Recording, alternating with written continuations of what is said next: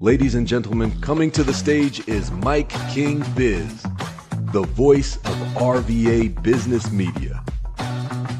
At Mike King Biz, we celebrate the idea that business makes society better. On behalf of the whole Mike King Biz ecosystem, we say a big thank you.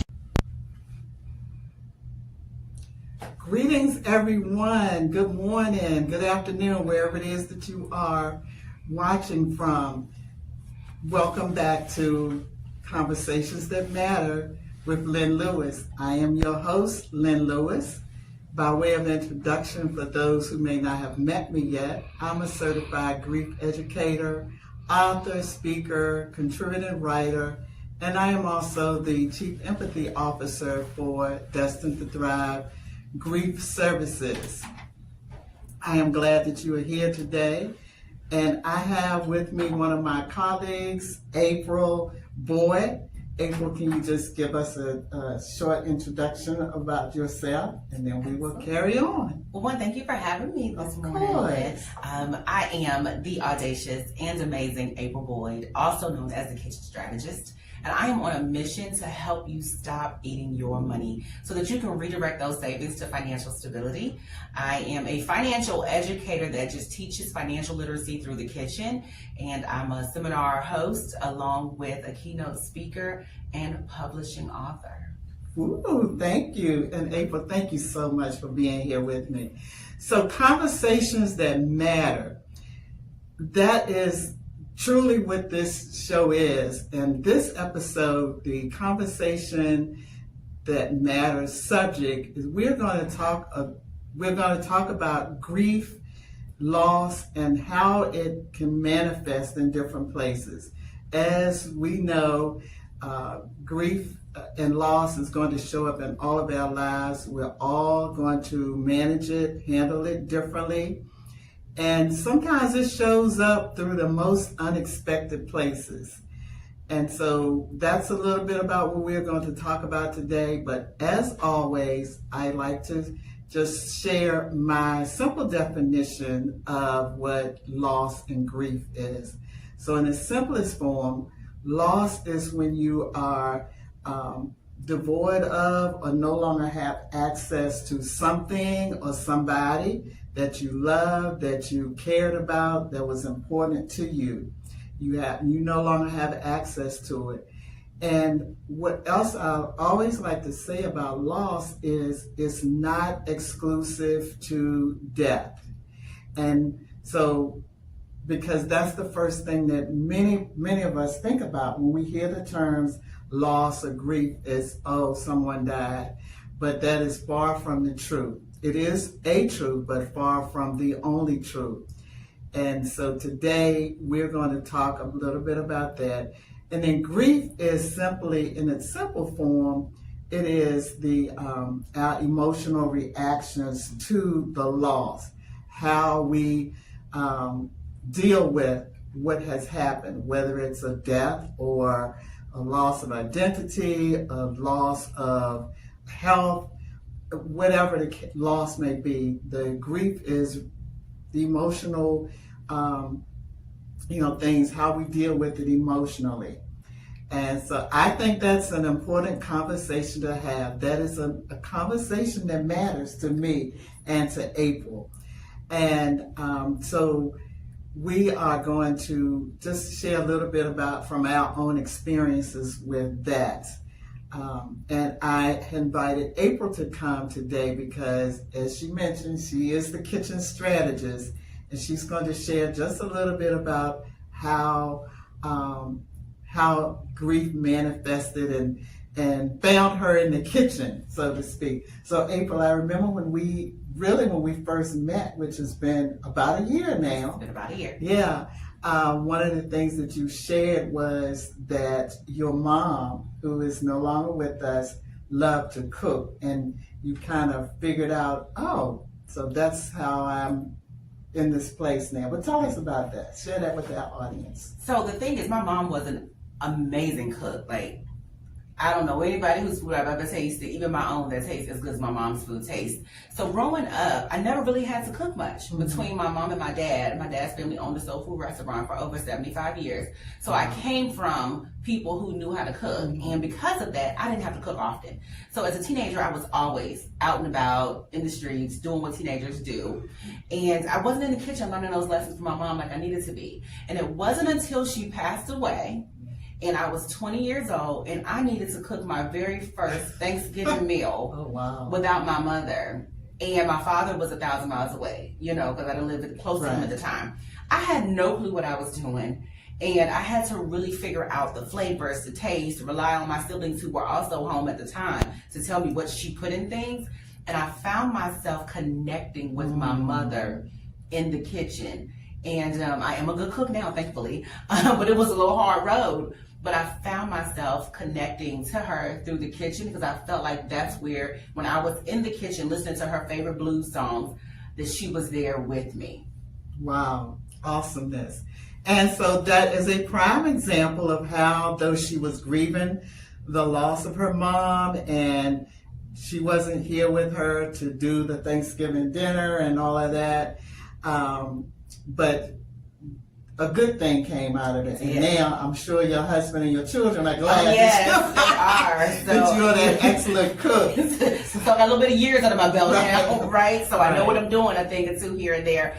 But I would have never had to even be in the kitchen because even when my mom was living and she was sick, I would still go to her house and eat because she cooks.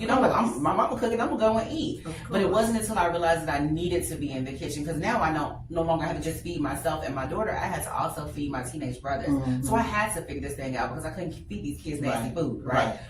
So it was the kitchen more so. That's how I found myself loving the kitchen. It wouldn't be until years later before I realized it was my true calling. And since we're talking about her mother, her beloved mom, we are right, it's right around Mother's Day. And so for some people that will have been a rough day. And so hopefully as you join us on this show that you will maybe going forward, kind of rethink, just change your perspective just a little bit from, being so sad and missing her or that motherly figure, that now you can think, oh, what is it that I can do, to help me through those moments. Another type of another way rather that grief sometimes manifests is job loss or career loss or change. And sometimes it's because we had no other choice. We were maybe let go, or sometimes we just walk away. And again, you talked about the grief that you did that. You chose to walk away from a career, but then you realized that there was a grieving period that you dealt with because of that. Absolutely. So in IT for well over 20 years in various industries. And when the administration changed and some things shifted in the world of the government, we had options. And I took the option to leave. And I didn't want to leave my future relying on someone else making the decision for me. I would rather bet the house on myself every day of the week. But I did not factor in what it would look like to grieve an identity loss because I was known as the successful IT girl. As my husband calls me, he calls me Mrs. IT because I can do just about anything in the IT realm. But when I walked away from that career, I was also walking away from IT intentionally because it was never a job that I liked. It was a job of survival. It was a skill set that I had that paid the bills more than any other skill set could as fast as IT could. And so I was known for that. I was very successful in that arena. And I said, you know what, now that I have the choice, I'm going to do what I want to do. And even then, it still wasn't the kitchen. I was going to be a financial coach because I wanted to talk to people about money because I did not want to open my kitchen up to the world because the kitchen was sacred to me.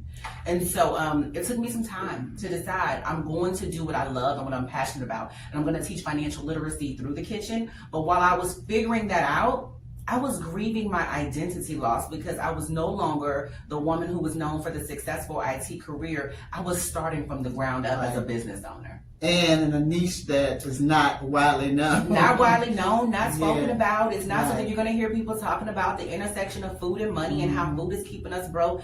It's hard too because you have to realize you're in a lane of your own. I'm having to create a path that does not already exist. Right. And that's lonely within itself.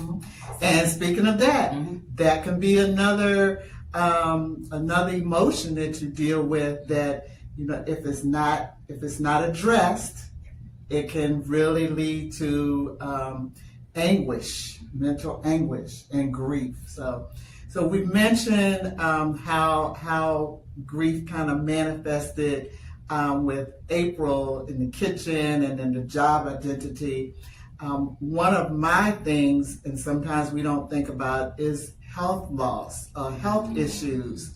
Many of you know, have heard me say, excuse me, that my son passed away in 2019. So that was really, really heavy. That was real heavy. But for the next 3 years, 20, 21, and 22, I had surgery. I had 4 surgeries in that 3-year time. And while I was, you know, otherwise healthy, but that was even heavier because I was already carrying that grief from the death. But then to think about, am I sick? You know, what's going on with me and why are these things happening? And so as a grief educator, I am truly, like you're on a mission to teach people about money and how not to throw our money away on wasted food. I am on a mission to educate our society, whomever will take time to listen, about different types of grief. Yes. And to get to a point that we can talk about these things, you know, openly and readily and not feel ashamed and not feel isolated. That's the part. Yeah. The shame and the isolation will eat you up faster than the grief will. So you have to be willing to get into those conversations and have those conversations that truly matter. And I thank you for creating that space. You know, I think I maybe known you for like 0.2 seconds and I was like, oh man, this is what happened to me. This is what I'm dealing with, you know, because as I met you, we were coming up on Thanksgiving, which is my mom's favorite holiday. And on top of that, it was the holiday that kind of thrust me into the kitchen. So, but I thank you for creating that space and the opportunity and showing people how grief really truly shows up in different ways. It's not just from a death. It can be the loss of a relationship. It can be the loss of a job. It can be the loss of an identity. It could be the empty nester. I'm walking up against that. My youngest is about to leave the house. Yeah, lots of people. Yeah, at church I lead our grief ministry at church. We call it Ear to Hear Gathering, but it's our grief ministry. And several parents at our church, you know, their children are going off to college. You know, they're 17, 18, 19-year-olds are leaving home for the first time, you know, on their own. And then they're the ones who the college students are graduating and they're not coming back home. Right. You know, they're going off to start their careers in other places or just saying, hey, I want to try this thing on my own. And so that can be very, very hard on some parents. Because our identity was wrapped up into being a parent. And that day-to-day life was wrapped up into being a parent. And so you're grieving a part of your life that has grown because you haven't lost it. It's just a part that's elevated and grown. Yeah, and right now I'm watching my husband and his brother grieving the loss of their mother. She's still living. She's still of sound mind most days, but her health, they know her to be different. They have been accustomed. She's always been a strong, independent, resilient woman, and now, you know, they are watching her really relying on them, and so it's been difficult for them to just see her like that and having to deal with that. So it's different, but I really just wanted us in this conversation that matter. I really just wanted us to talk about just some different things, and I'm just grateful that you were willing to share, Absolutely. to share from your experiences as well. I was thinking about one other thing with the summer coming on and summer vacation. Summer vacation is another time that people's grief really kind of come to the surface, those emotions. It could be a newly divorced family. Yeah. They're used to going on vacation together, and now, unless it's a really good co-parenting relationship, then it's going to be one parent or the other Right. that's that's going to be coming along. Maybe a death has occurred since the last vacation. So there are many, many things that that take place and happen that really speaks to this. So we're going to have April tell us anything else you want to share in that vein, and then we're going to find out how people can work with you or reach to you. I would just say that if you find yourself grieving in motion, because that's what we often do, because life doesn't stand still. Right. That you reach out to someone such as Lynn, reach out to a grief educator who is there to help lead you and usher you and guide you along the way, because it is a hard thing to deal with when you're trying to manage it alone, and we were never designed to do life or grief alone. Most definitely. And it's not that we have the answers. Sometimes it's just a matter of presence, sometimes it's just a matter of listening. And there's a lot going on in our world today, a lot of deaths happening, a lot of just unsettling things going on. It is. And so please, as April have said, talk to somebody, whether it's me, whether it's your doctor, whether it's the trusted friend. Just talk to someone to kind of get it off your chest. I say it's like when you have a stomach ache. Yeah. And it's like, whew, if I could just get some relief, I would feel better. So that's kind of how it is. So April, for people that would like to work with you as the kitchen strategist, yes, what's the best way for them to reach you? Okay, so you can reach me in a couple of ways. I'm on almost every platform, but primarily LinkedIn is where you will find like updates about what I'm doing and what's taking place, as well as Facebook. Yes, I am of the generation that still uses Facebook. So you can find me on LinkedIn or Facebook. It's April Boyd with an E at the end, or you can just simply Google The Kitchen Strategist and I will be at the top of the search. You'll likely see my YouTube page where I share a lot of free nuggets on some things you can be doing in the kitchen to save money. I'm on Instagram as well as TikTok, and I have a seminar coming up. Yes. So if you tap into LinkedIn or Facebook, you will see a link where you can get on the wait list, okay? So that you do not miss this upcoming seminar, because it was definitely some gold that was shared in the in-person one. And I listened to what people were saying, and I'm going to have a virtual one now. So it's coming to a screen near you. You don't have to worry about leaving your house. You can be comfortable and learn how to save some money in the kitchen. But April Boyd or The Kitchen Strategist on any platform, and that's how you will find me. Thank you. And I was getting ready to ask you about the next upcoming.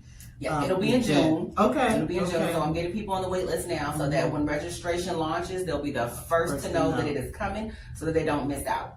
Very good. Very good. And you can reach me on Instagram at Grief Coach Lynn. I'm very active there. You can reach me on Facebook under my name. You can reach me on LinkedIn as well. And it's Instagram, Facebook. And then I have a website for my grief services. That's Destined to Thrive Grief Coaching. Destined to Thrive griefcoaching.com.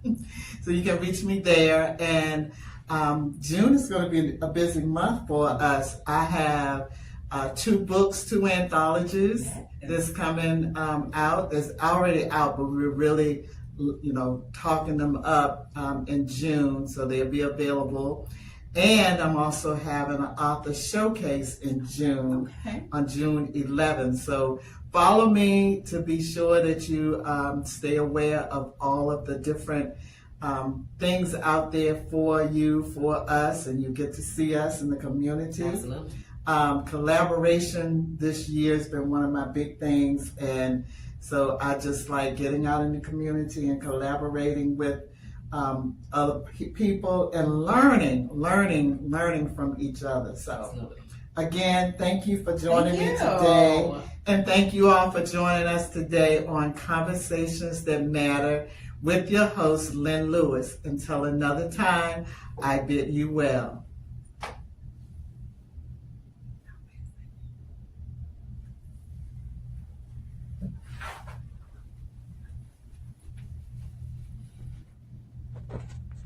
Bryant and Stratton College has been making an impact for over 170 years. I'm so excited that our new location puts us closer to employers, makes us more accessible, and allows us to design a campus that is student-centered and meets the needs of our employer partners.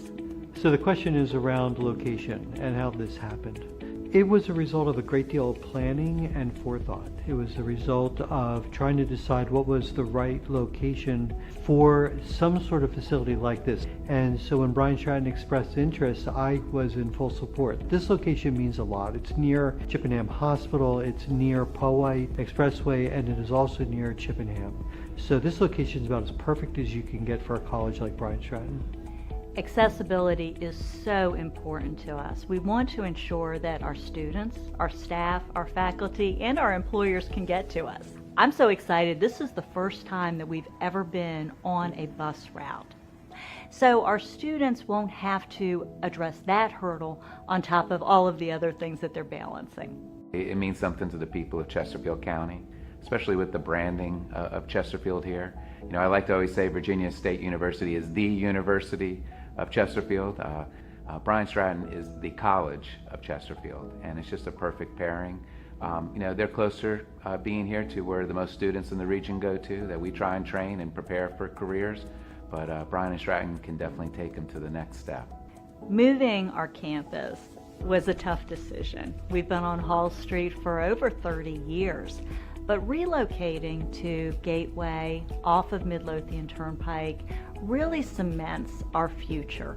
We are investing in our Chesterfield-Richmond community as well as our students. It is so important to have Brian Stratton in our community. You have an opportunity as a student to be able to learn and to grow and to become. I mean, when it comes right down to it, have you lived a life to its fullest blossoming? And what Brian Stratton is able to do is create that opportunity so you live your life to fullest blossoming and greatest good.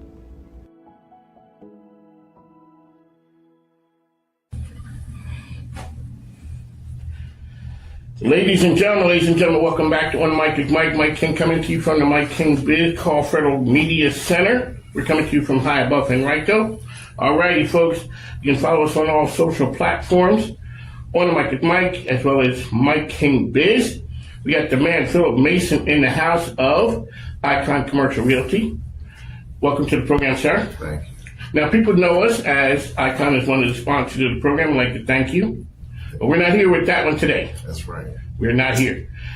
So a couple weeks ago, I invited you to an event, Techstars, out at the University of Richmond. Shout out to my man Dale Fickett. Dale Fickett is like the most interesting man in the world. He has, you know, whether it's those martial arts, it is technology, it is workforce development. He is the guy who has his hands in a number of things, and he puts on Techstars, which is a pitch competition. I go there, cool people, I invite Mr. Mason.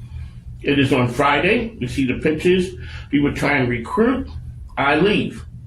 You know, they work on it. I don't know what happened to Mr. Mason. I don't know nothing. I show back up on Sunday. Mr. Mason is part of a group. And I looked, I'm like, he stayed and became a part of this? But he didn't just become part of any group. Pollinators for Change. Mike Rabin is in the house. Welcome, sir. Thanks, Mike. So, like, you were laughing because we got history. You have been doing this good work for some years. Tell people who you are and what you do, and then we got to backtrack a little bit. Well, our current work, Pollinators for Change, pollinators are the people who are connectors across the fields of social impact. And so pollinators are the folks who are already showing up, doing the right work in the right places and the right people. They can be spiritually oriented, culturally oriented, socially oriented.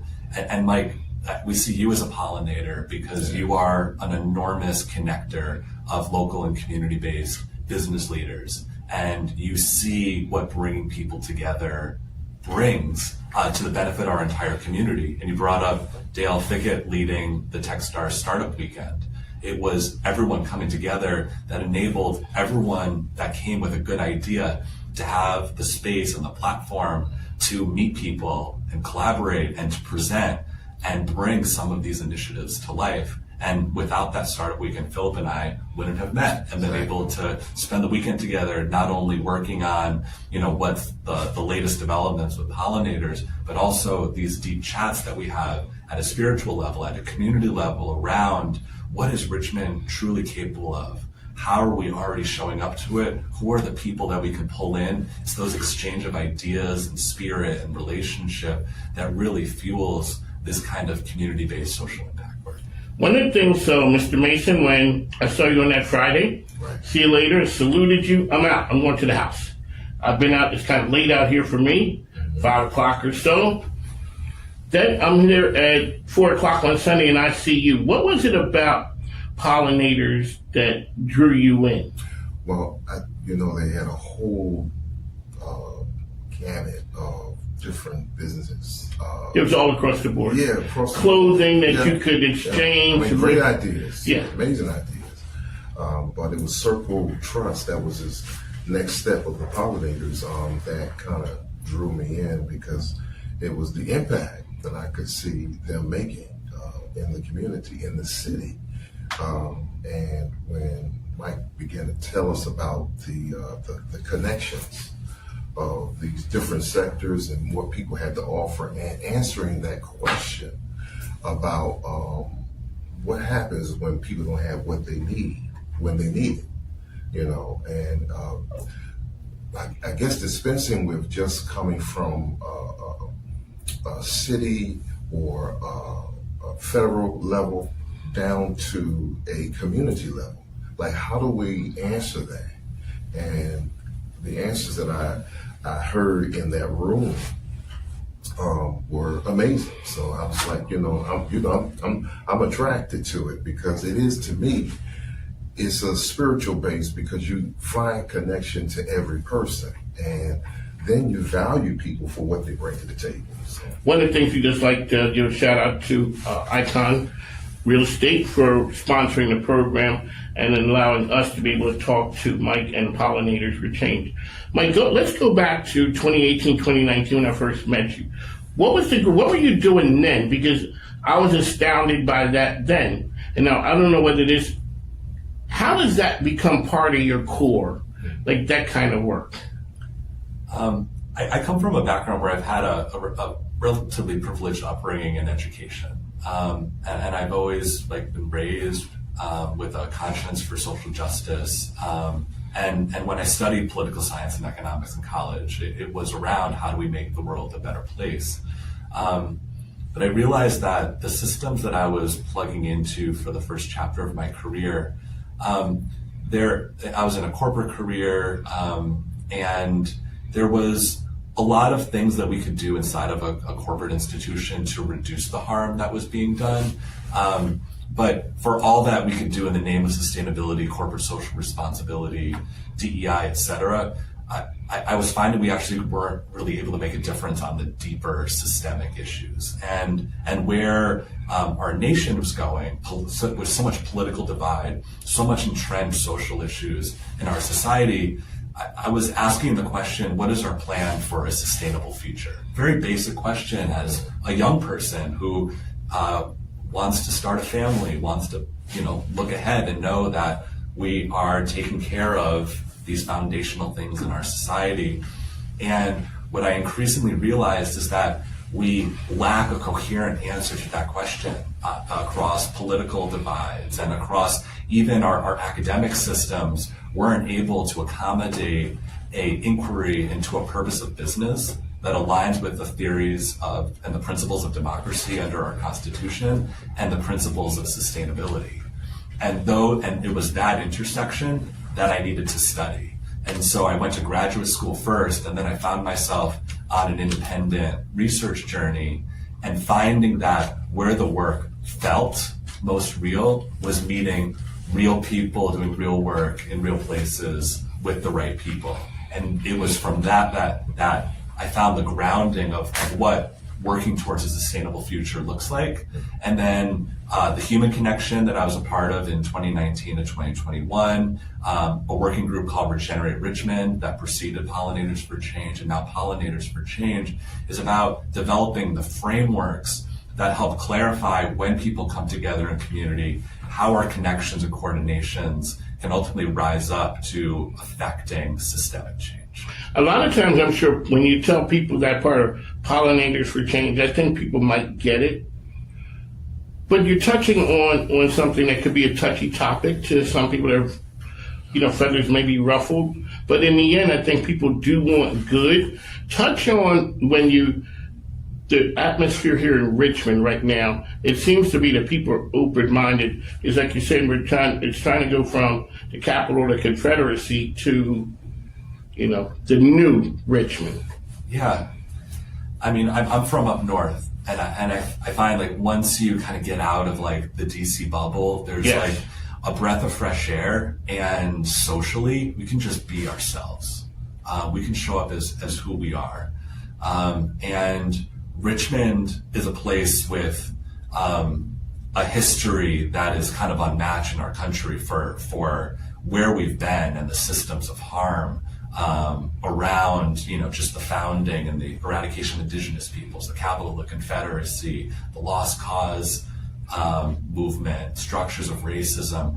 There is so much history that Richmond is actively healing and reconciling from where we are today. And it's moving here into Richmond in 2019 and seeing that progress happening in real time, like the unveiling of the Rumors of War statue in 2019 was one of these events that I found remarkably inspiring, and meeting people at the community level who are doing this foundational healing work, like Ashley Williams, people like Janine Bell that are doing this foundational cultural work, the work of Richmond Hill doing this foundational spiritual racial reconciliation work.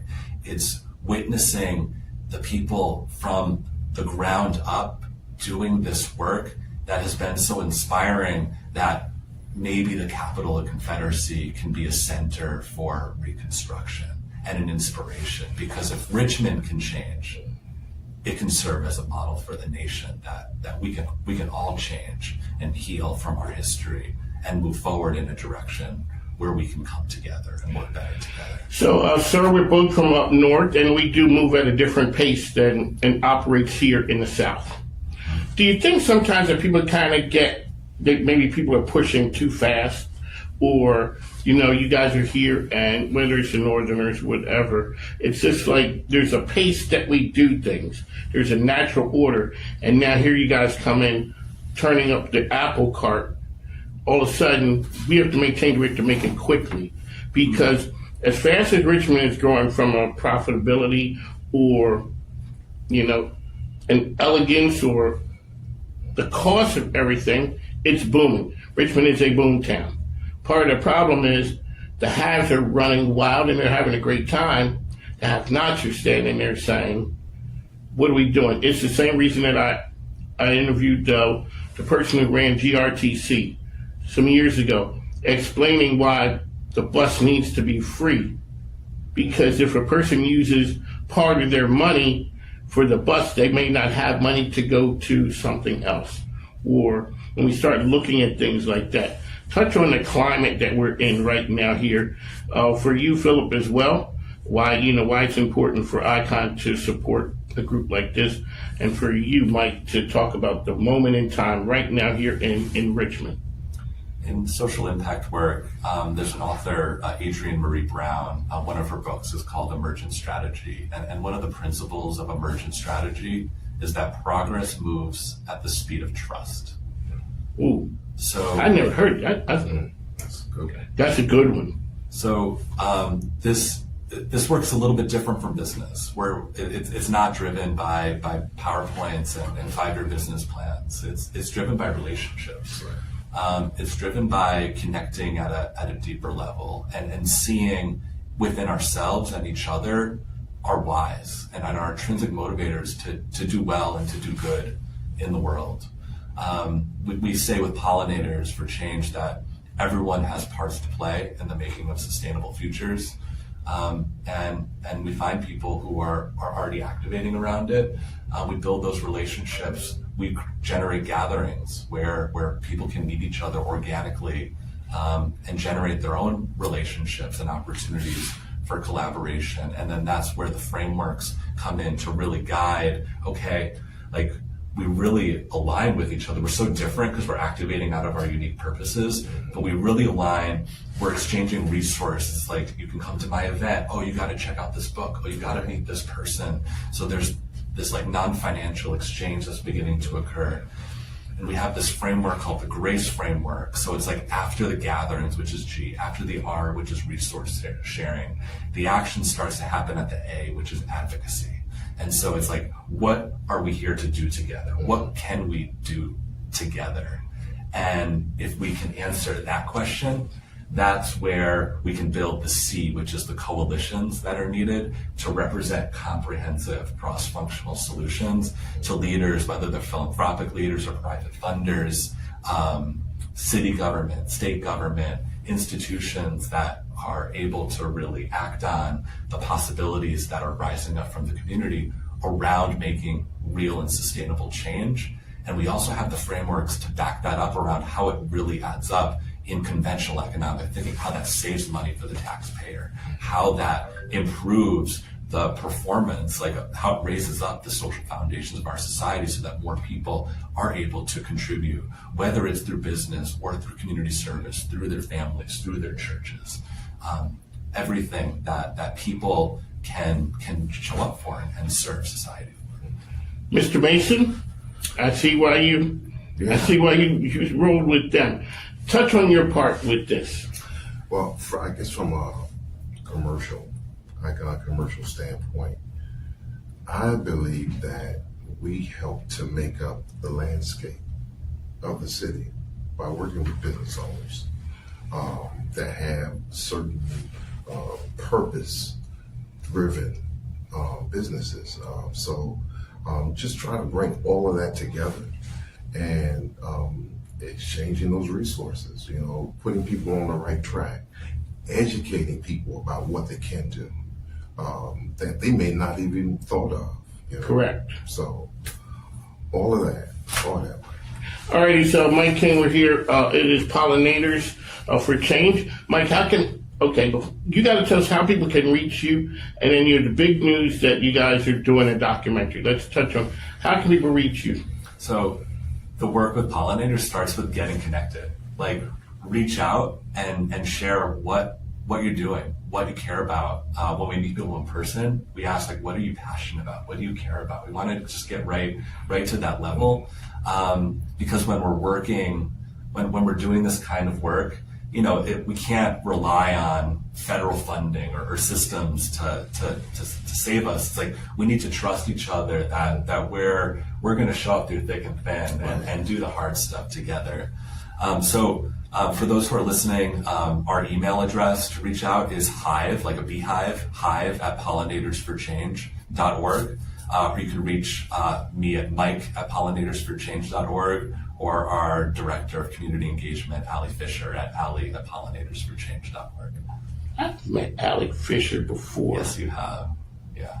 Why is it all the cool people always doing a bunch of cool things? All right, so let's talk about this documentary.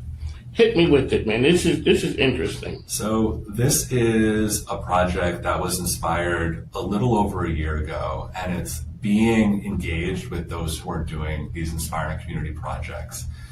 It's like the urgency was there. It's like people need to know what's happening here, not only like for the purposes of improving our community, but people need to know what like the real work looks like. The community gardeners, the healers, the spiritual workers, those who are working at the foundations of connecting us with our culture.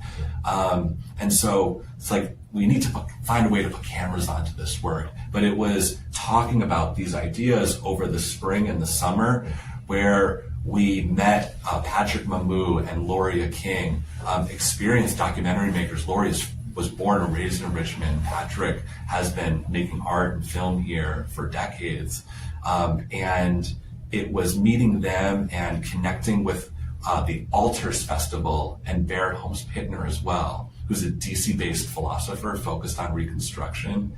He selected Richmond to plant the Altars Festival, which is this idea that between Halloween and Thanksgiving, that it's an opportunity to celebrate our ancestry, because we all have ancestors as individuals, as families, as communities, as societies. And so to really deepen our cultural connection, the Altars Festival is about celebrating that. So the last 2 years, we've been doing the Altars Fest here in Richmond, and we've been inspired, along with Patrick's influence, to really align this documentary film called Reconstructing Richmond around this idea of Reconstruction. Because it was after the Civil War, at the start of the era of Reconstruction, when the Bill of Rights of our Constitution first became federally enforceable.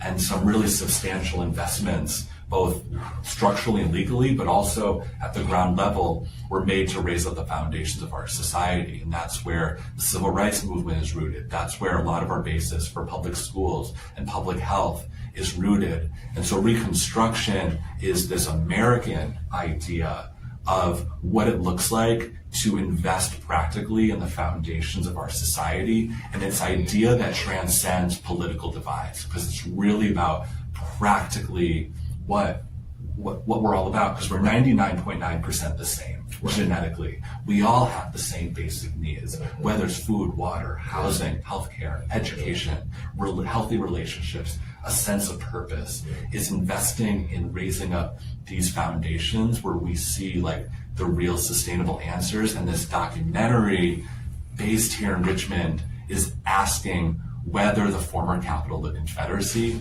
can serve as an example for Reconstruction for the country at large. And the film leans into that as a question, because we still have problems here in Richmond, and we have incredible people and some examples of enormous progress at the same time. Mr. Mason, as one preacher looking at another one, at that moment it's time to reach out for, the offering plate. So this is a business show, Mike. Touch on why, and I get accused of this sometimes, where it is the touchy-feely, oh, Mike, that's just kumbaya. Explain to folks why that, the conversation there is good for business. Well, if we're talking about like local and community-based business, yes, it's also about relationships. It's also about service and being present. And what this work that we're all about around social impact needs to be interconnected with the business community, because this is how our resources are circulating around all of us. So when funds are circulating in our community, that's good for local business, because local residents can spend on local business. When we're raising up the foundations of our society, less of our taxes need to go to social welfare systems, because people are activated. They're able to get the resources they need to serve, to contribute, and to participate in our business ecosystems or as consumers.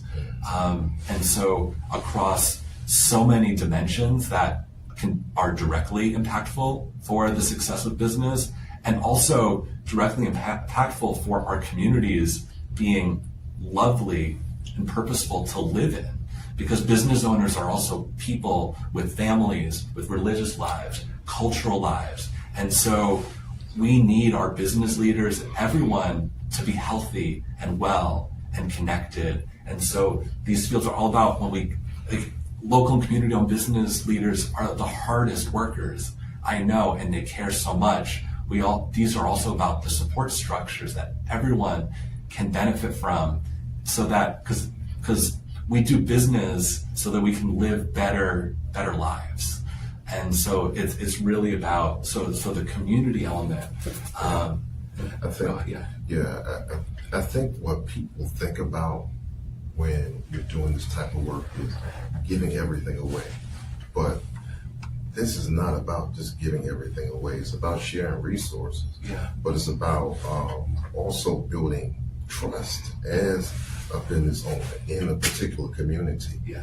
So that people can also see that there are other things that we're doing other than just reaping.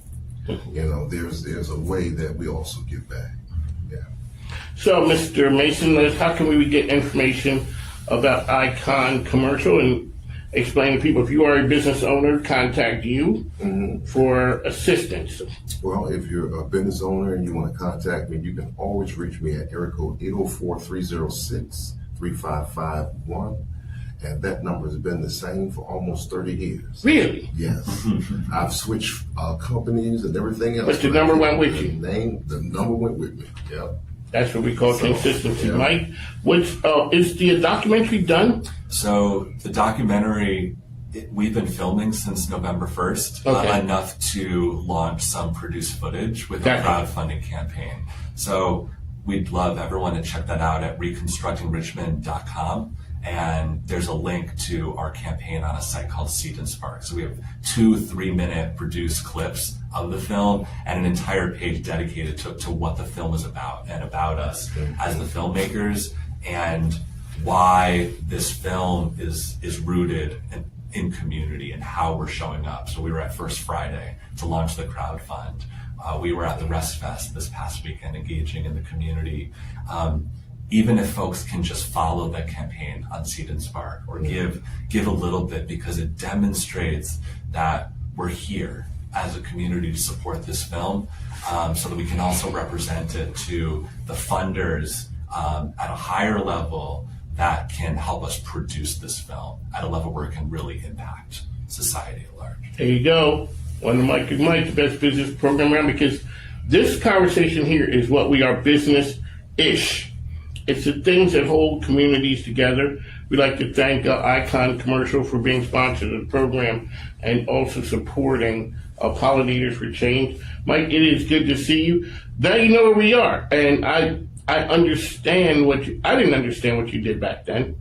It makes sense now when you stop. And I think part of it is when people slow down for a minute, it starts to make sense. But we're going in a hyperactive world, going 100 miles an hour, and we're just catching bits and pieces of it. So, on the mic with Mike, we got another mic in the house. We'll talk to you soon, folks. Thanks now. Take care. Thank you. Thank you. When you have to make financial choices, it's nice to have a partner to help you make the right call. That's a great idea. Let's do this. Call Federal Credit Union. Your best call. This is the night that 10 years, 15, 20 years, you're going to be looking back and saying, I was here. There's an inflection point happening in technology. We get to lead it, and we get to lead it right here in Richmond. We must prepare existing workers, students, and communities to be able to use AI so that no one is left behind. The real story isn't AI itself. The real story is what AI makes possible. AI is the new keyboard. It's the new mouse. It's not the answer, it's the instrument. And the more people we hand that instrument to, the more possibilities we turn into realities. People want to be together when you're making a difference. How can we make Richmond, make the region, and in part, all of Virginia, the most AI ready? A lot of people ask me, do we just want to be the Silicon Valley of the East Coast? The quote everybody keeps on having me re-ask is no. My mission is for Silicon Valley to be the Richmond of the West Coast.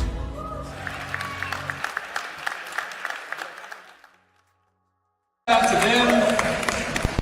And we've got the Virginia Innovation Partnership Corporation, also a corporate partner. So I'm really excited about this afternoon. I've spent over 20 years in education, and I think what I was really struck with this morning was how, despite the conversation being about innovation and the future, there was a real focus on humanity. And I felt like all of our speakers kept returning to this theme of whether it was human-centered design or whether it was really trying to see people in their multiple perspectives. And no place to me is more human than education.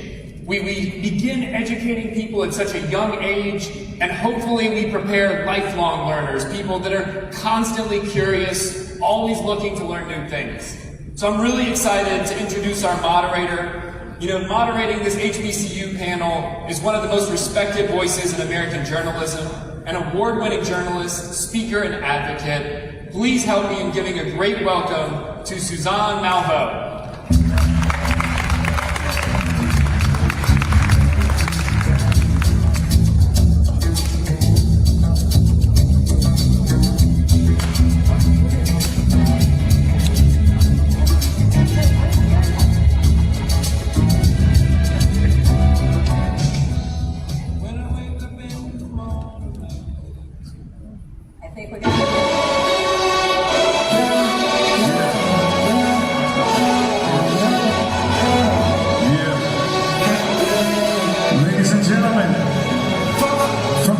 Across the Commonwealth that have shaped American leaders for generations.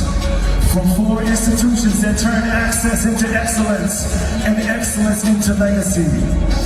4 presidents, 4 traditions, 1 stage, legacy, leadership, and the next generation of HBCU impact. Moderated by award-winning journalist, speaker, and advocate, Suzanne Malveaux.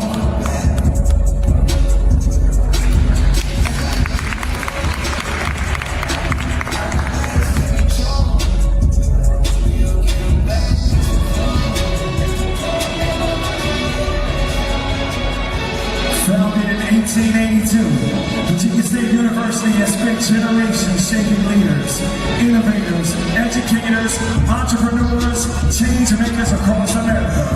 Located just south of Richmond, Virginia, serves more than 5,000 students while continuing to expand its impact in research, technology, business, agriculture, and public service. Known for its proud Trojan tradition, deep culture, and commitment to excellence, VSU remains a powerful engine of opportunity and advancements. Now in its 11th year as president, Dr. Nicole has led the university through transformative growth while championing innovation, access, and student success. Ladies and gentlemen, please welcome to the stage President Nicole Abdullah.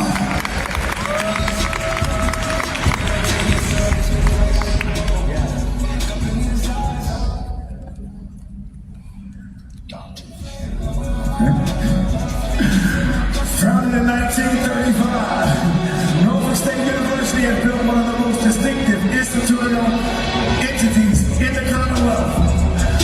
Home to roughly 5,500 students in the heart of Hampton Roads, NSU is a research-driven, future-facing university with deep stress in cybersecurity, engineering, business, and the arts. Its Spartan tradition, marching band culture, and academic ambition have shaped generations of leaders across Virginia, the country, and around the world. Since 2019, Dr. Javon Adams Gaston has guided Norfolk State through historic enrollment, growth, record fundraising, and sharpening the university's research and innovation profile. Ladies and gentlemen, please welcome to the stage President Javon Dr. J. Adams Gaston.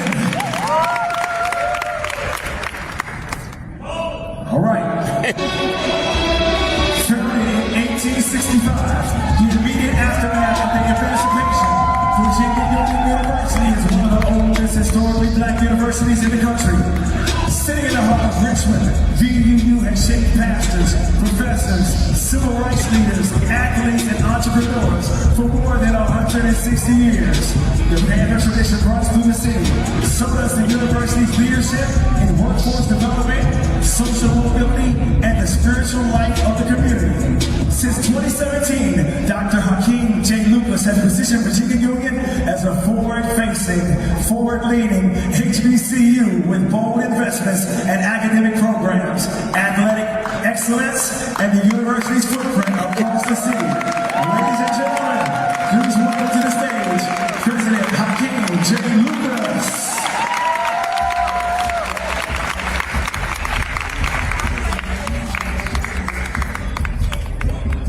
Founded in 1868 near the mouth of the Chesapeake Bay, Hampton stands as one of America's most historically black universities. Home to more than 4,200 students, Hampton has produced presidents, generals, scientists, founders, and change makers across every field of American life for more than 150 years. Known as our home by the sea, Hampton's tradition of excellence runs from the classroom to the laboratory to the parade field. Since 2022, the university has been led by Lieutenant Gen. Daryl K. Williams, a retired 3-star general and 1983 Hampton graduate whose career of service has matched only by his commitment to the next generation of Hampton leaders. Ladies and gentlemen, please welcome to the stage President Daryl K. Williams.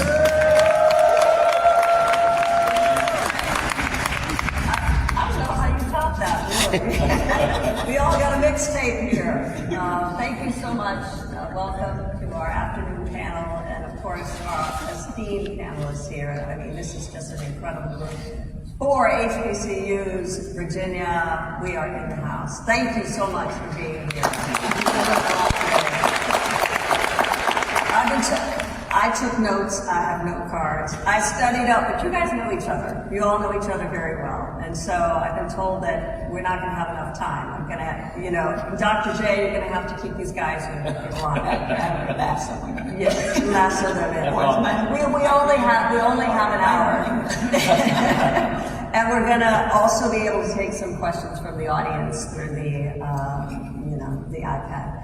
So first, thank you for having me. A little background, HBCU background, product of my mother who went to Xavier, my father who went to Howard. Very briefly, my father, he had a bachelor's and master's PhD, decided he wanted to be a doctor and wanted to go to Howard Medical School. But at the time he had three and then 4 little ones, including myself, and a lot of bills to pay. But Howard offered him and said, hey, why don't you teach microbiology since you have a PhD in it, and we'll go ahead and pay for medical school. And so that's what Howard University did for my father. My mother paid all the rest of the bills with her elementary school education. And then my mother also at Xavier, she and her 4 siblings in New Orleans went from their home they had like a little packed lunch, took the bus, the trolley, and the bus to the school, and all got their bachelor's degrees, all 5 of them, from a mailman's salary. So this is what HBCUs is providing that opportunity. So I want to start off with each one of you. You're called the dean, is that right? That's correct. The dean of this group? Yes. Okay. Get that straight. Each one of you, just the first question. You have a student, they come in, they're looking to see which school they want to go to. They've seen the dorms, maybe there's been a step show, they've met professors. You take that student and you say, hey, before you leave, before you make your decision, this is the one thing I don't want you to forget about this school, this university. Dean, I'm going to start off with you. What makes it special? Well, I'll tell you first one. I'm just honored to be up here with my colleagues. We are great and incredible friends, and I think this is the first time we've ever shared a stage together like this, and so I'm kind of super excited to see what will happen. These guys are kind of crazy. Like all of them. I've been warned. I have been warned. Especially the general. He's black. 3 stars, general. No, I'll say this. The thing that I tell young people when they come to our campus is one, and I think this is so important, I tell them I'm proud of them. I mean, the fact that they're touring the campus or they're coming to look at Virginia State University, it says so much about what got them, right? That they're on the path to finishing high school, that they have the kind of mentors and or parents in their life that are helping them make the right decisions, and now they're touring any number of our campuses. And by the way, whenever they come on a tour for Virginia State, they've either already gone or they're going to Union, Hampton, and Norfolk State. And so I tell them, I said, look, I'm proud of you. And I'm fine with wherever you go. I want you to make the right decision. But I'm already proud of what you're doing, and I want to encourage you to make a decision of any of our 4 campuses. Now, what do I think is great about Virginia State? Yes. It's the people.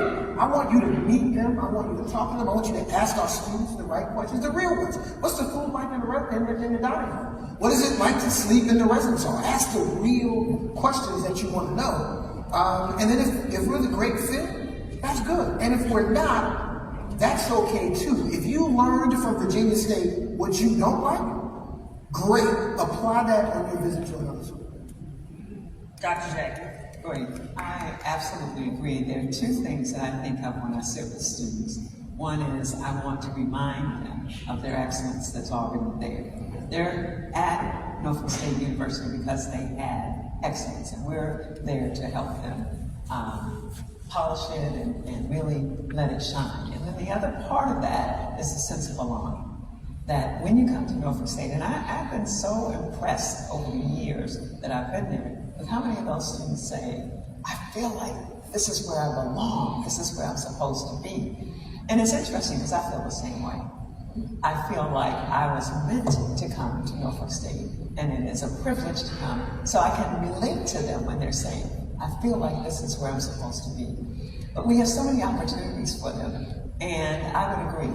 We want all of our students to find the right home for themselves, and among these 4 institutions, they're going to find somewhere that's great for them.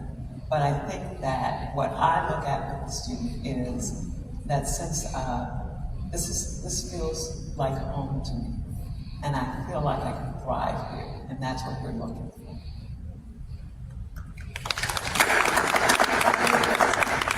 Thank you again for the opportunity to be here. First of all, we will all agree with everything that the previous president said, because they are absolutely right. As President Abdul said, we want every student that visits Virginia Union to first embrace the fact that we're just super excited you've made it here.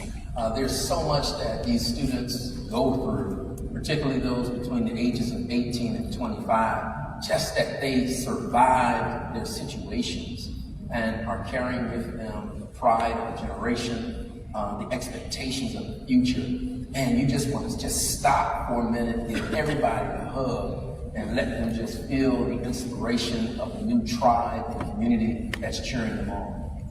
I think what President Dr. J said is very important, that this sense of belonging.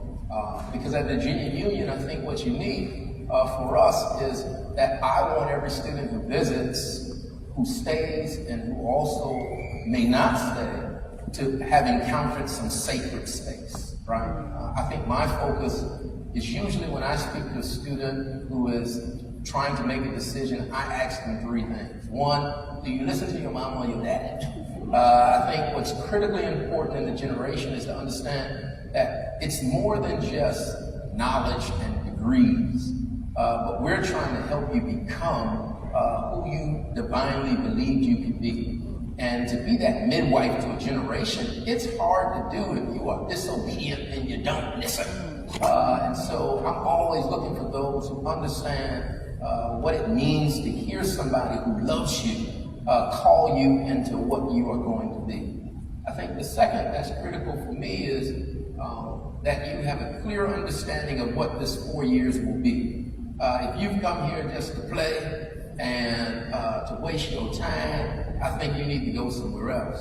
But if you understand that for 4 years, I have the responsibility of preparing you to be a gladiator in this arena called America to transform the world, let's go, suit up, let's get it done.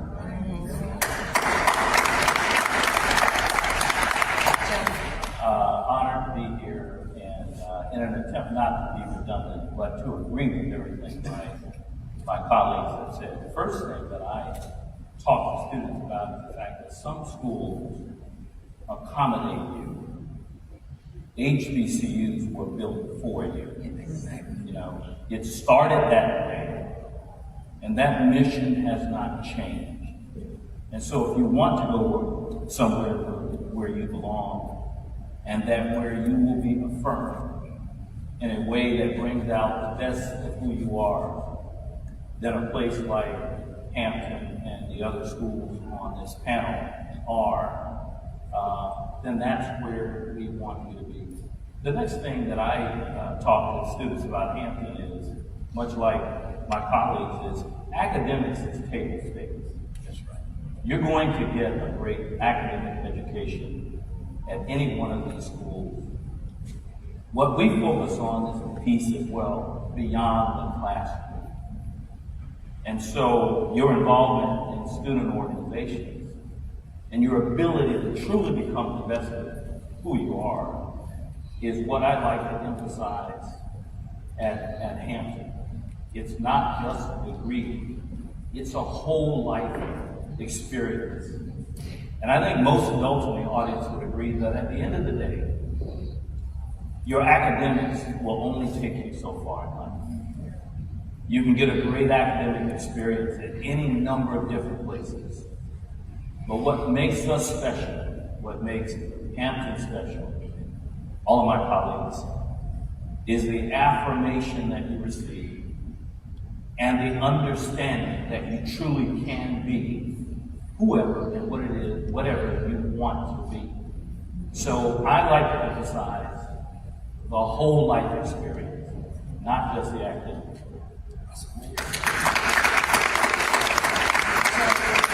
We not only have individual institutions and colleges, but also there's an alliance here that is very unique and historic. A lot of times we see the competition, but this is really collaboration, and I think that's very, very unique to this audience and the opportunities that your universities offer to whether it's businesses, whether it's an AI startup, entrepreneurship, or research, that each one of your institutions, you work individually but also collaboratively as well. A two-hour commute between each one of the universities, if that. So explain and describe, what does that mean for people here, knowing that is the kind of experience and collaboration that you have in the Commonwealth? I'll start a little bit, I'll pass to my colleagues first. I think it's important, and you can hear it when we talk, that we're very aware that we're not competitors, right? That we're on the same side trying to do our very best for the young people in the Commonwealth of Virginia.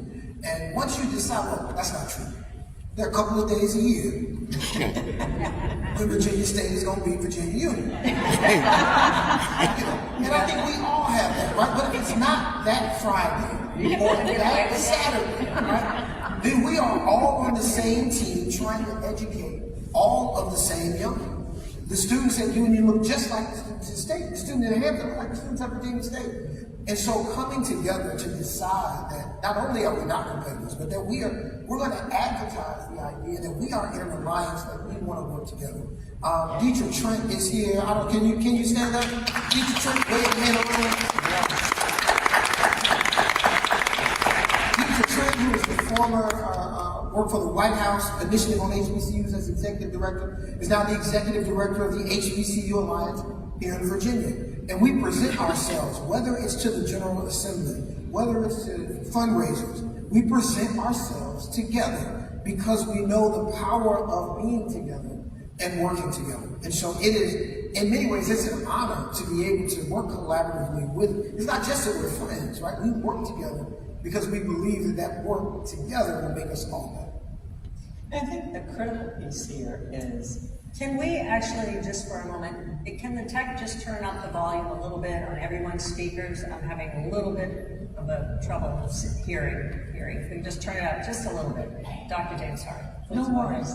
I think what's critical here is the notion that when you have the power of these four HBCUs, all coming from different directions and thoughts about, sort of how we create this alliance, and then how do we shape it in a way that has power. And I have been, quite frankly, so pleased to be a part of this alliance because of the power that we have.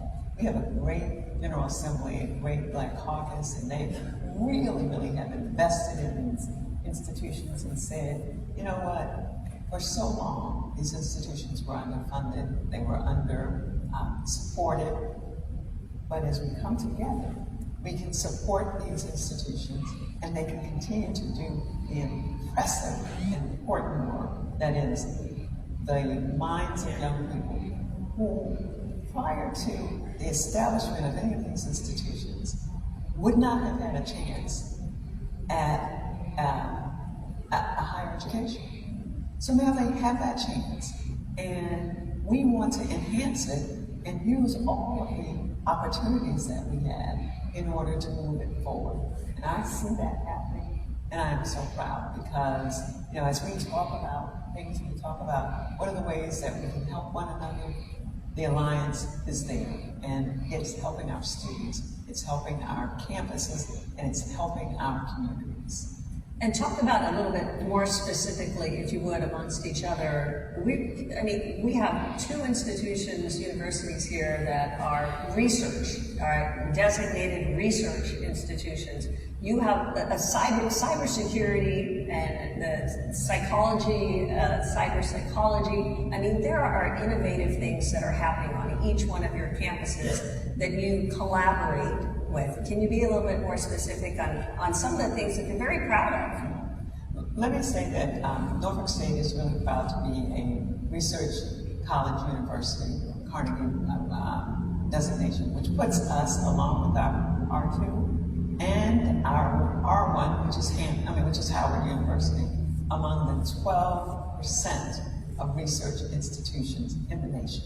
Excellent, bar none. So we're doing great things with research, and we're doing great things. I'm so proud of what we do with our cyber psychology. That program was the first program online, and it is going great guns and getting lots and lots of support across the nation. But if I ask any one of my colleagues, we can talk about all the things that we have done to say we're moving this up. We're not afraid. The cybersecurity program that we have is very, very strong. And so we can continue together to say there are things that we do that we all do, and then there are things that we do that are sort of the thrust of what we focus on. So I'll let my colleagues talk about that first.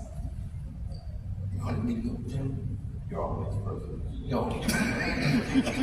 Well, I think we level set to what the Alliance is. The Alliance was a brainchild of President Abdullah, and we give him the credit for that. Look, at the end of the day, he's called the dean because he served the longest, and we have the same barber, and at the end of the day, he gets to do all the jokes, and when you're the dean, you just go with it, right? So that's just what it is. But the genesis of the thought was, how could we use the assets of the individual institutions to create a catalytic experience where every institution, its students, its faculty, its staff could benefit?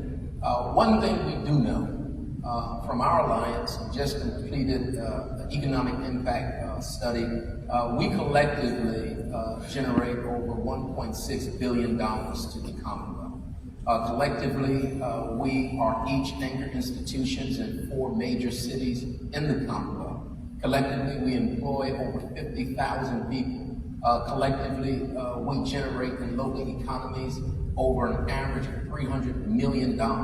So while historically HBCUs were built for the purpose of helping freed persons understand what their role in society has been, the evolution over the last 150 years has been such that our institutions ensure not just that diversity, equity, and inclusion is preserved in the Commonwealth, but that economic and social mobility actually happens. And so this alliance is about, one, making sure that we catalyze things that we often will share anyway. One, we do know this. A student may transfer from Virginia Union and end at Virginia State. They may start at Virginia State and end at Virginia Union, but there's some consistency in that educational experience. Two, we know there will be faculty, staff who will sometimes begin a career at Virginia Union, will end a career at Virginia State. And at the end of the day, what we want to make sure of is that we understand as presidents that what we do together is more impactful, it's more accessible, it's more meaningful if we do it together. So I'm not so sure our relationship is unique, but I would say it's special. And so what you should take great comfort in the Commonwealth of Virginia is the relationship among these four presidents. That, in and of itself, has a multiplying effect that's greater than any one of our institutions. So, again, agree with everything.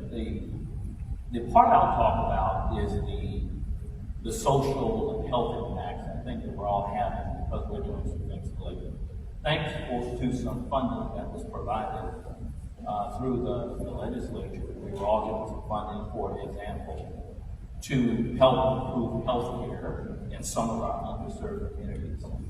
And as a result of that funding, we're all taking on individual initiatives, and the directive of the funding must build upon something that one of the other institutions do. So Norfolk State and Hampton, for example, are together in a project to improve nursing and healthcare on both sides of the divide. And so this idea that because of the relationship that we have, we can do this so seamlessly is something that is worth its weight in gold for the Commonwealth of Virginia. We also have unique capabilities. So at Hampton, many know that we have the Hampton Proton Cancer Institute, where we've successfully treated over 5,000 people through a proton cancer treatment that is good for the entire Commonwealth of Virginia. And each one of our schools has a capability like that adds to the fabric of the Commonwealth of Virginia. And we have no trouble at all picking up the phone and attempting to start these kinds of initiatives on our own in a way that's not just good for our individual institutions, but it's good for all institutions and are good for the Commonwealth.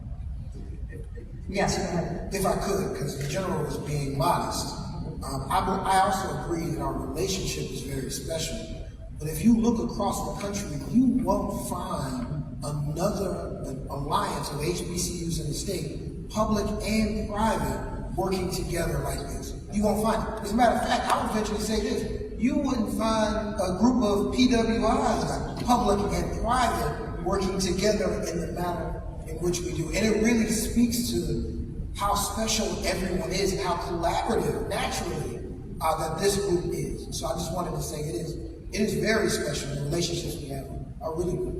Can we talk a little bit about the advancement? Obviously, AI is uprooting and impacting the way students are taught, the way they're prepared, what employers are looking for in this audience from those who are graduating from these institutions and colleges.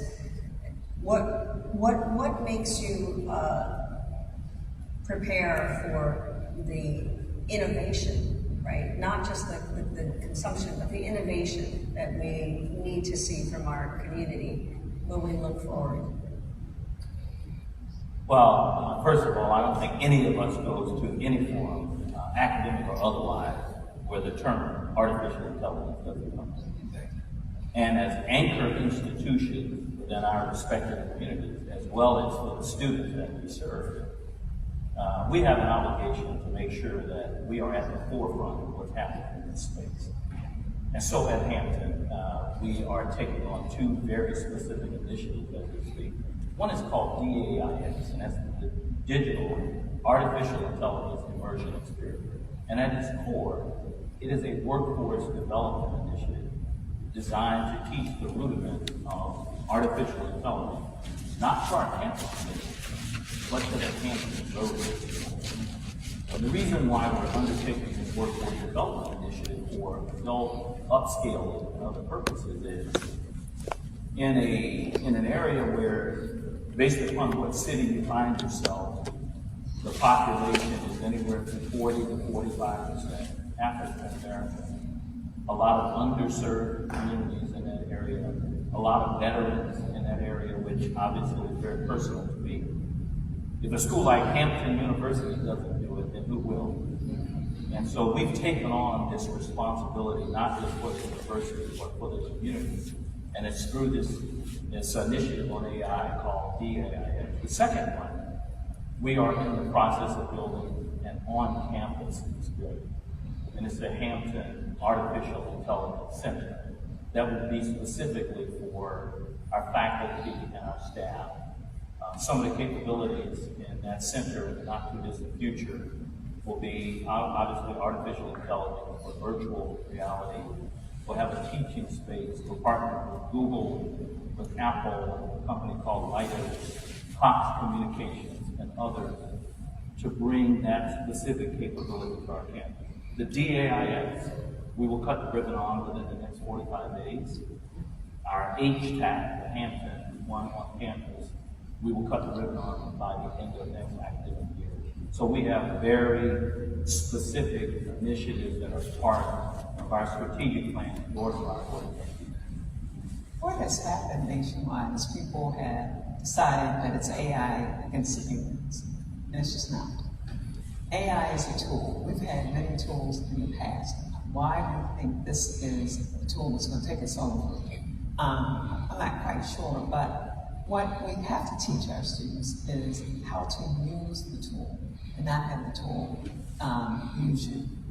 And so there are many ways in which we're looking at, and we have had AI, many credentials, so that students begin to get some opportunity to engage with AI and not think of AI as this is the thing that's going to make me not have a job. Because if you get the credentials, you'll have a job.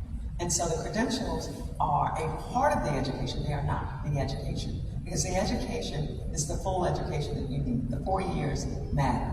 And what makes them matter, as the general said, is both the outside of the classroom experience that teaches you how to engage with people that you're still going to need to do, and how to also get these micro-credentials that allow you to say, I understand AI, I understand what can be done with AI, but I am, as this human being, able to demonstrate that I can be on a team, that I can critically think, that I can work with others that are different from me, that I can do things that make employers and their needs met. So we work very hard to do that, and we add to that internships. Paid. I know that's very important to you. Tell us why. Paid internships are important to us because our students typically can't afford not to have a paid internship. So what happens is the playing field gets unleveled, because for those who have and can go and do an unpaid internship, they're going to get, like almost 70% of them are going to get a job. Our students typically have to work, and I say all the time, we have to have them working paid internships for several reasons. One is for the learning, but also they can't afford not to have the income that allows them to work. So we work very hard to say, the goal is that every student leave Norfolk State University having had at least one paid internship. I prefer to have 3, but at least one paid internship, because that changes what they will experience and what they will do about having jobs. And then all of this nonsense that I'm not going to be able to get a job because AI is going to have my job goes away. I want to talk about the current environment. I mean, it's quite extraordinary because on the one hand, there are so many resources now for HBCUs. We saw the transfer, right, of resources from some predominantly Hispanic institutions to HBCUs and native colleges in the tune of like $500 million. And so there's a move, there's like a real progress, and McKinsey Scott, obviously, some of the money that your institution has received. But we're in a place and a time where our history is under siege, and our brothers and sisters, immigrants, under attack, are many people targeted who are marginalized, and our discourse very harsh, violent. Talk about the mental health challenges that your students are facing, because they have to be prepared to be out there in the real world, in the world in which they live today, and it's very different. I'll just say a few words and I'll let my colleagues speak. I'm a psychologist by training, and I was in practice for more than 25 years while I also was an administrator. And what I will say is I have not seen this level of psychological distress and pain in my entire career. It is so high. And part of it is a decision that we have made that, COVID happened, it's over, and we're gonna, keep moving. Well, that's not what happened. For our students, often, they went home and they had several siblings, and everybody tried to be on, have computer access and to be on Classroom in environments where the infrastructure is such that the IT is so bad that it didn't work for them. So then they ended up doing things that were not useful. Often their parents had to work during COVID. And to add to that, many of them saw a relative, maybe Big Mama, die in the house because she couldn't get to the hospital. So we're traumatized, and we're telling students, just take that trauma and push it down. Well, that's not gonna work. So we are doing many, many more things around health, wellness, and mental health. And it's working because we have students who say, I am struggling. I need to go somewhere and get some help. They're not afraid to ask now. And that's really, really a different view than we've had in the past. We have got to get, and the truth is we need to get the K-12 students some help. Because if we don't, we will see a undoing that I don't think we've ever seen before. We're seeing some of that now. So we want to bring them in, but we want to acknowledge that they need support, and we can provide that support, and I think we all do. Want me to answer? Yeah. I don't know if I'm the right guy to that question. Can you speak up? Sorry. Yeah, you hear me good? Yeah. I don't know if I'm the right guy for that question. My social justice is too deep. For 161 years, Virginia Union has been the product of many people taking from us or overlooking us. Progeny of the movements that have created Virginia Union as the first and oldest HBCU in the nation are situations that have resulted in trauma for decades and generations. What I challenge our students to do first is to embrace this moment. Do you understand that this is the first time in the history of African Americans that you have the opportunity to even think about your mental health? That your grandma had to go to work before she could deal with her mind? Your great-grandmama had to pick the cotton, strip the sugar, take the rice and shake it in the bin, and had to carry you on her back before she could even think about her mental health? Do you understand that Sunday was your mental health counselor? That it was your preacher who tried to dip you in the graces of God to get your mind wrapped back together? And so you all have just the grace to be able to sit down and say, I want to take a year off. I want to do nothing but focus on my mental health. And I like to always shape that conversation by saying mental health today is a luxury that was built on the back of your ancestors. And if we embrace it in that way, then we have to say, okay, young people, please understand that the struggles that we face today, Trump didn't start it and won't end it. Please, let's understand that, there are a lot of situations in this world that are amazingly equal to what experience we've had prior to emancipation. Look, at the end of the day, at Virginia Union, I'm super focused on economic and social mobility. What is that? That is understanding the embrace of education and generational wealth. I'm very, very clear as we talked about AI, and we now have shifted the conversation of mental health and what's happening in the world. Our students at our institutions, and I mean our collectively, have just an amazing opportunity. An opportunity that if you get distracted, you'll miss it. Because these times are the crucible by which greatness is formed. These are the times that we need you to be focused on developing your skills, your talents, your gifts, your grades, to be able to lead in critical spaces. At the end of the day, look, we understand that each one of our institutions, beyond the word belonging, it really is dealing with your traumas. And saying that, look, you're not going to be able to carry those traumas and then try to become an advocate for someone else and then try to use your own agency to get and gain employment. That all of us may be able to cause our students to come together. Just stop.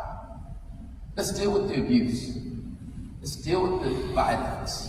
Let's deal with the environment that birthed us. Let's heal from this. And then let's understand how I can advocate for those who were abused and then use that empowerment, if you will, and that knowledge and that new embrace and that wholeness and that wellness to go and enter into the workplace.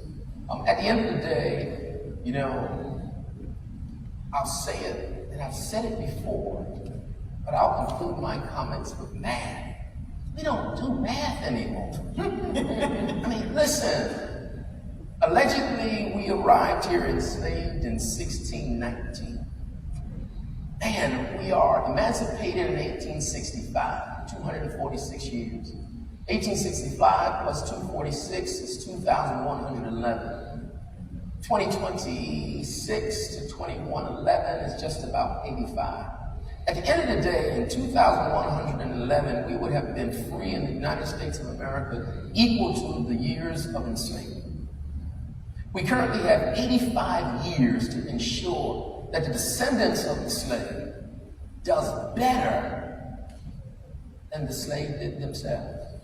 By the U.S. Census Bureau, by the labor statistics, we are actually performing economically worse prior than our ancestors did prior to emancipation. Even though we have more degrees, more access, more paper, what you were doing financially to generate savings, wealth, investment, ownership is less than your ancestors did prior to emancipation. The question is, what will you do with the next 85 years? Thank you. That is a call to action. I want to ask each one of you to get a little bit personal here in terms of what is it that keeps you up at night and what keeps you going, right? Like why are you in the positions that you're in and still feeling a sense that there is possibility for that next 85 years to make a difference? What is the motivator? How do you even manage yourselves? What's your superpower, Dean? That's an interesting way. Most people structure a question like that, and I always struggle because I sleep well every day. I get 8-9 hours of sleep every night. And the only thing on campus that I really worry about like that is safety and security, right? You don't want something to happen to someone on campus. But to answer the question under the question, I am honored. The last question to Dr. Lucas, I was going to say something, but I wasn't going to say something after you killed it. I was going to leave it alone. But we were born in this time. This has always been the time for HBCUs. In a difficult political climate when Black people were struggling. That's when we were born, and that's every movement that's come out to move the United States forward. It's come out of our institutions, right? And so I am honored that I get a chance to be a part of an incredible legacy every single day.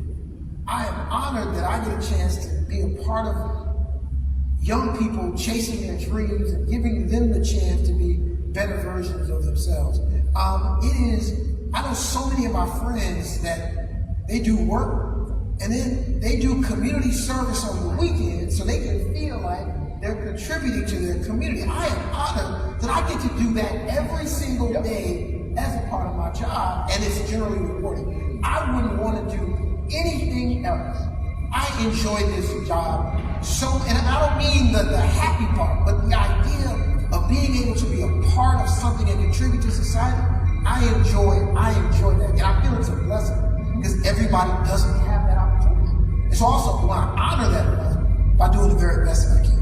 And I will say that people love you. Your students love you. So when I'm doing my research, I get the YouTube videos that have gone viral that your students put out in your graduation ceremony where you said, where are them fans at? And they were underneath the chairs. And everybody started doing boots on the ground in the middle of the graduation. And you sang with no addition. Yes, it's me. It's me. I can't wait to see it. Yeah, your students love you. You have that connection. But I'll say this, because you can say this, because I get to watch their stuff. For young people today, you can't tell them unless they know you care. Right? These folks love their students, and that's why they're able to have an impact. If you can't show them love, you can't move anything. You can't make anything happen without love. You have to be present. They desire that, need that, and I feel are on that. I tell the story because it's true all the time about how I got to Norfolk State University. At the end of the process, the search process, and you're in the hotel and there are 3 of you in different rooms and you don't know who the other people are. And they say, we're going to call somebody down shortly. And I'm in the room with the first gentleman, my husband, and he stands up and he says, this is our assignment. And within 5 minutes, they call us down and offer the job. I always know that this is our assignment. We love doing it. And he is as engaged as I am. And the students love him as much as they love me. But it takes being present. You gotta go where they are. You gotta attend the things that they do. You gotta demonstrate that they matter. From the academic things to the music things to the theater things to the athletic things, you have to be present, and it matters to them. Because what you're saying is they matter. And so I love what I get to do. And I always say that. I love what I get to do. Is it hard? Yes. But I think it's not hard. We all know it's hard, but it's worth it. Because when those 600 students graduated on Saturday and sat in the rain, became sun, and the families are there, and they are saying, this is our future. And the students know that they're taking their families with them as they cross that stage. That's what matters. We're sending those individuals out into the world the way that they talked about, each of them talked about needing to have those students go out into the world and know that they are prepared, they are ready, and they are fulfilling the future. That ancestor who picked the cotton, and I gotta tell you, the cotton makes me really, I didn't know cotton could make me that emotional. Or when I take the train and I think about people trying to get to freedom, there's a lot in the Commonwealth of Virginia to remember and to know. But we do something that is unparalleled, and I'm proud to be a part of it. I'll reframe the question just a little bit to get at my point. Instead of what keeps me up at night, I'll ask, how did you sleep last night? I slept like a baby. I woke up every 30 minutes. So what was I crying? What was I worried about? It's really more of a strategic point for me, and that is the fact that I hope we don't forget the importance of our HBCU.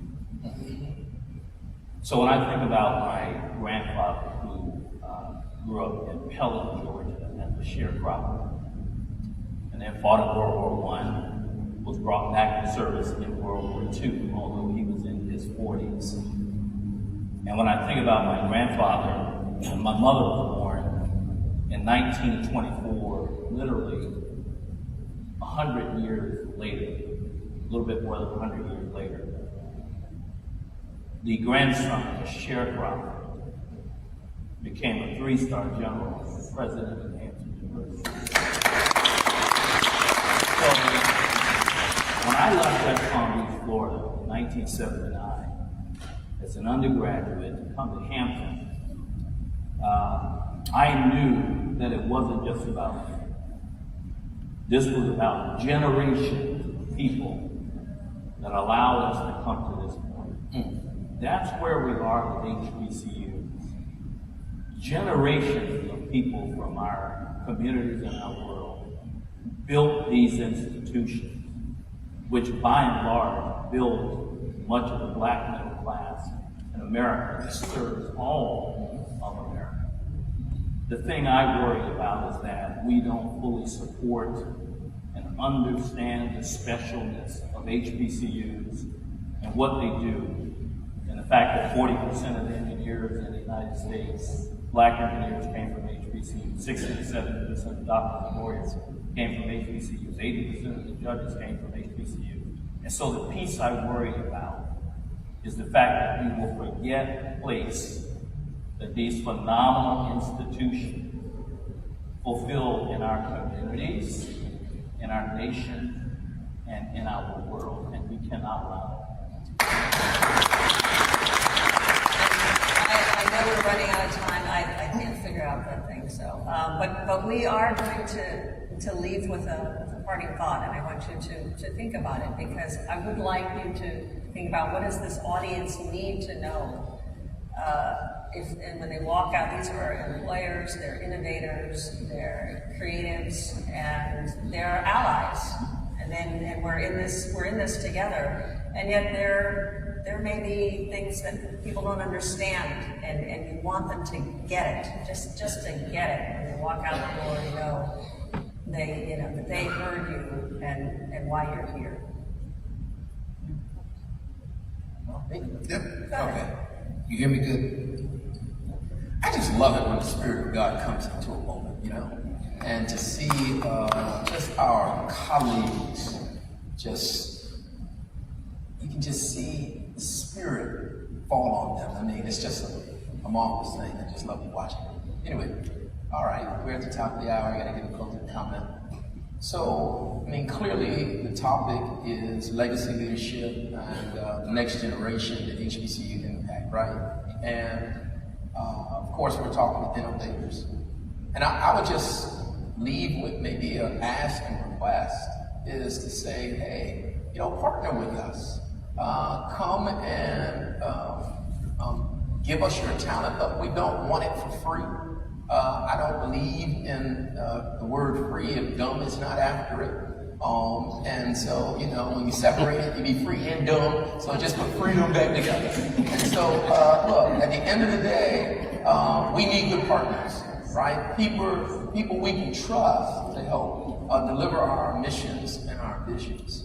And I would say, to do that, partner with us. Don't stand on the sideline.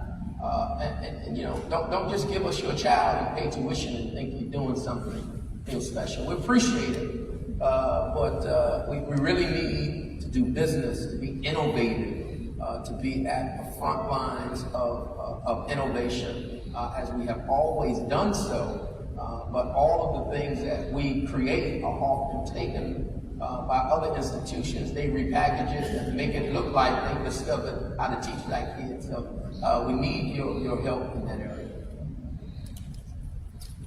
Anyone else? Well, I'll answer so the dean, I guess, can close it out. So I'll go next. But I want to leave everyone with the understanding that we talked a lot today about HBCUs, but don't forget that these are phenomenal institutions of higher education that compete on their own merit with any set of schools anywhere else in the nation. In years past, there was this narrative, in many cases, that you either got the best education or you went to an HBCU. I reject that narrative. The education that I got at Hampton University, I would put up against any institution anywhere in the world. And the proof in the pudding is out of graduates. And they are in some of the best companies, some of the best industries, and are doing some of the most phenomenal things in the entire world. So just realize that yes, today we're talking about HBCUs, but at the end of the day, we are incredible institutions of higher education and social mobility.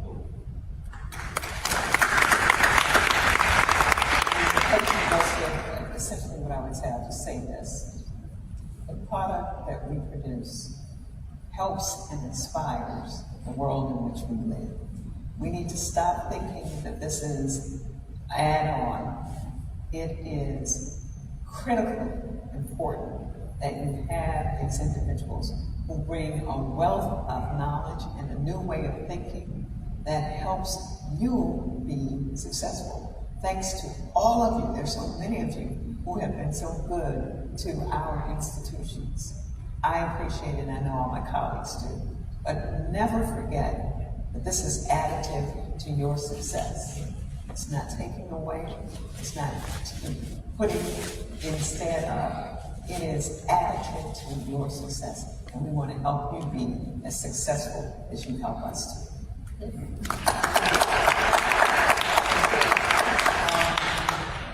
First, I want to echo everything that Dave said, but also say that we are not perfect institutions.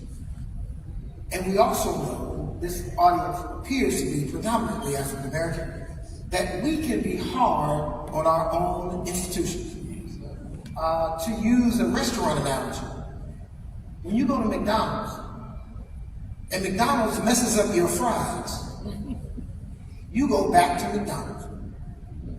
But many times with our own restaurants, and if our own restaurants are a little slow with service one day, we will swear off all black restaurants. We have to support our missions and our institutions through the challenges. Right? Through the challenges. We need your partnership, because we are among the best institutions in the country doing the best work for the young people in the Commonwealth of Virginia. And that you can find a way to support that. I want to thank everyone, thank the panelists, and it has been an honor and a pleasure. And we are part of the innovation. We are part of the future, and we are making it happen. And we appreciate everyone here who supports that and supports that effort. So thank you again. All right. Thank you. All right. That sounds like you did. That sounds like.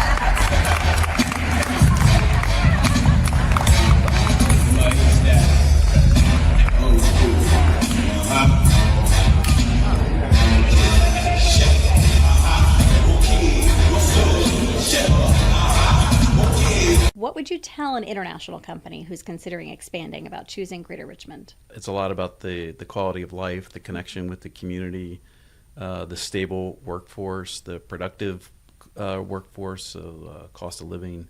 Quality of life for sure. That's very big for us. In addition to that, I would also maybe add on to the universities and community colleges. We have worked with several of them to tailor an apprenticeship program and an internship program, and they have tailored their curriculum to our needs, and that is very helpful to us.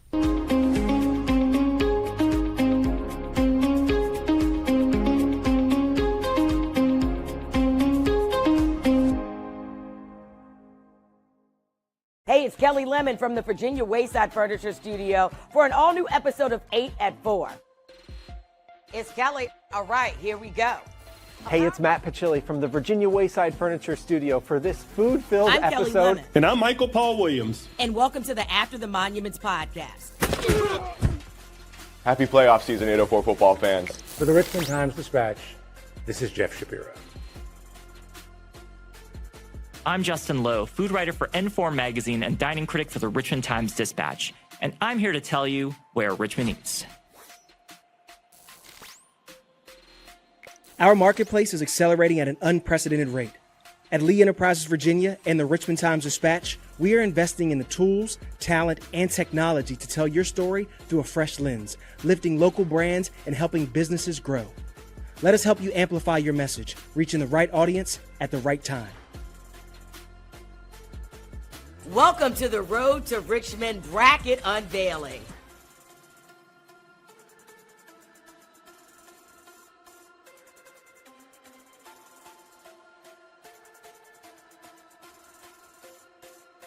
You really don't see the impact. So, Ms. Jackson, when we talk about Columbia Gas, they were just like the gas provider. that you guys provide the gas. People don't even know that as long as when I hit the switch, you want it to be on. You don't think about what it took to get there. Talk a little bit about the other parts that you play that the people are shocked with, like, you guys do that? Right. So, right now, that is what we're trying to do. We're trying to change that awareness. We're not just the utility company that heats up the house or heats your water. We want to show that we actually care about our community that we serve as well. And part of that is to, like I said before, we are giving to nonprofit organizations.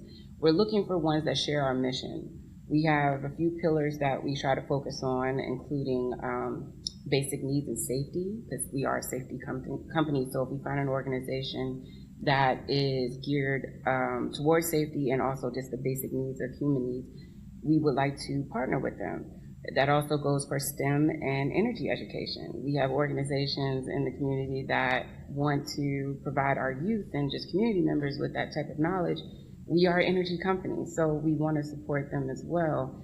Environmental stewardship. We want to help organizations that preserve and protect the natural resources and in the environment in the state of Virginia. And then also, we are a diverse company. We are striving every day to remain that way. So we want to work with organizations that have a DE&I focus, diversity, equity, and inclusion. So on top of that, this year especially, we've been heavily focused on workforce development. So just in the Petersburg area, for instance, we've created a program called the Energy Youth Program. This is for high school students, rising juniors and seniors that are coming out of Petersburg High, Hopewell High, and other surrounding areas as well. But we just had our first completion of that program for the first time. 15 students graduated through the Ambassador Program. And in that, we had a specific curriculum where they're learning about Columbia Gas and Energy. And they learned about natural gas. They learned about regulatory. They learned about the customer assistance programs, like for billing. And they also talked about customer efficiency. They met with engineers because a lot of the high school students have an interest in engineering. So then we also gave them professional development skills. They went through mock interviews, and it geared them for the next steps in their career when they're ready to interview for their job, interview for a trade school, a college, whatever they want to do. They now have the tool set to be able to do that. And it was a paid program for over 2 months. So the goal for us, though, was that at the end of the program, and we'll do this every year, at the end of the program, they go out in the community and they are now ambassadors to be able to share that information that they learned. So it really puts it to the test. How much did you absorb, and how can you now be ambassadors on behalf of energy and especially Columbia Gas of Virginia? So on the mic, we're down here, Richmond Region Tourism. It's the Roadshow. We're here in Colonial Heights. Real quickly, could you talk about basic career in energy? What that we're going to go down here and just talk about some possibilities of when you see whether females in energy or the part that tourism can play. So real quickly, because we got Catherine's on a tight clock right there. Her the mayor, because they got a good mic. Let's kind of because we got this I Am Tourism big event happening. But talk really quickly about that part. About the women? Women, yes. Yes. So, opportunities in the energy field. Right. So actually, just a little bit about my career in the energy. So I have over 10 years in natural gas, but part of my resume was that I was a construction supervisor for a few years. Really? I was out in You were that kid who was, when you were playing, you were the one you know how to build things? Yes. So I don't. So yes, I did that, but it was a shock for a lot of people, my parents included, that I would want to do something like that. But really, it was a lot more interesting than you would imagine. And what we want to do is promote that. We want to show that women can also work in our field positions. Those are entry level. They're considered entry level for service and plant. We are doing some outreach with our partners like YWCA and other women organizations to see, do these women that are looking for employment, are they aware of the opportunities that Columbia Gas has right at their back door? So we do have an outreach initiative for that. And like I said, we are very motivated. We have a plethora of departments that people would not think are in the energy industry because it's not the most attractive industry. The youth especially don't think about it. But we really do have a vast amount of different varieties of jobs. Like myself, public affairs, communication, marketing, large customers. We have engineering. We have We have technical sides of it. We have, like I said, the hands-on, the field experience. We have construction. So we have plenty of women that are working there, but we want more, and that's what we're trying to do. There you go. That is the energy field, right, sir?